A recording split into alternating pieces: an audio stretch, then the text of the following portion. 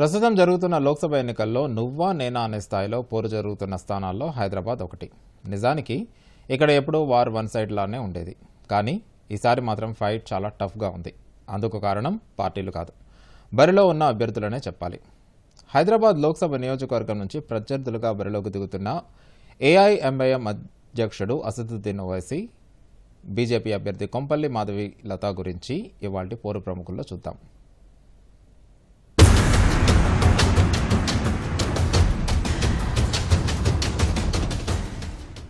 అసదుద్దీన్ ఓవైసీ ఏఐఎంఐఎంగా పిలిచే all India Majlis Ittehadul Muslimeen party అధ్యక్షుడు. చార్మినార్ అసెంబ్లీ నియోజకవర్గం నుంచి 2 సార్లు శాసనసభ్యుడిగా, హైదరాబాద్ లోక్సభ నియోజకవర్గం నుంచి ఎంపీగా ప్రాతినిధ్యం వహించారు. లండన్లో న్యాయవాది విద్యను పూర్తి చేసిన వారసత్వంగా వస్తున్న రాజకీయాల్లోనే తన ప్రస్థానాన్ని కొనసాగిస్తున్నారు. 1928లో నవాబ్ మెహమూద్ ఖాన్ మజ్లిస్ పార్టీని స్థాపించగా 1957లో అసదుద్దీన్ తాత అబ్దుల్ వహాద్ ఓవైసీ మజ్లిస్ను రాజకీయ పార్టీగా మార్చారు. అబ్దుల్ వహాద్ అనంతరం ఆయన కుమారుడు సలావుద్దీన్ ఓవైసీ పార్టీ బాధ్యతలు అందుకున్నారు. 2004 వరకు వరుసగా 6 సార్లు ఎంపీగా గెలిచి హైదరాబాద్ లోక్సభ నియోజకవర్గాన్ని ఏఐఎంఐఎం పార్టీకి కంచుకోటగా మార్చారు. సలావుద్దీన్ హయాంలోనే రాజకీయ రంగ ప్రవేశం చేశారు. 1994లో తొలిసారి చార్మినార్ శాసనసభ్యుడిగా పోటీ చేసిన అసద్ 1999లోనూ రెండోసారి కూడా ఎన్నికయ్యారు.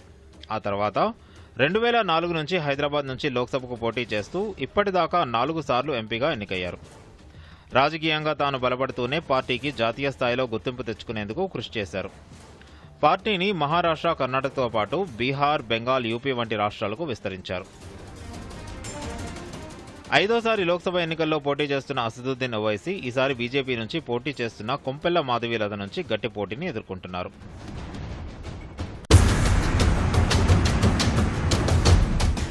హైదరాబాద్ నడిబొట్టిన పేదరికం రాజమేలుతుందంటూ పాతబస్తీ దుస్థితిపై గళమెత్తి పాపులర్ అయిన కొంపెల్ల మాధవి లత ట్రిపుల్ తలాక్ వంటి అంశాలపై ముస్లిం సంఘాలతో కలిసి పనిచేశారు. ధార్మిక సేవా కార్యక్రమాల ద్వారా తనకంటూ ప్రత్యేక గుర్తింపును తెచ్చుకున్నారు. మాధవి లత 4 దశాబ్దాలుగా ఏఐఎంఐఎం కంచుకోటగా చెప్పుకునే హైదరాబాద్ లోక్సభ నియోజకవర్గం నుంచి బీజేపీ అభ్యర్థిగా పోటీ చేస్తున్నారు. హైదరాబాద్లో పుట్టి పెరిగిన మాధవి లత రాజనీతి శాస్త్రంలో మాస్టర్ డిగ్రీని అందుకున్నారు. ఆ తర్వాత సాఫ్ట్వేర్, హాస్పిటల్స్, ఫిన్కార్ప్ వంటి సంస్థలు స్థాపించి వ్యాపార రంగంలోనూ ప్రావీణ్యం సంపాదించారు.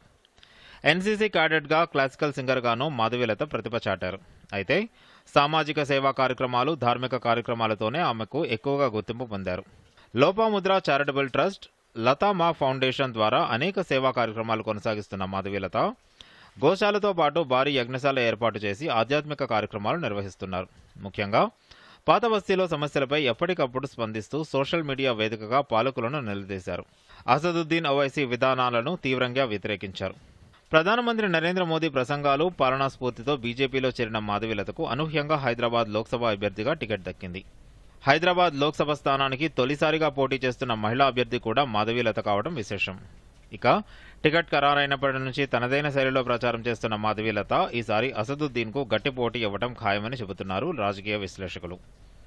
Bureau report, Doordarshan news.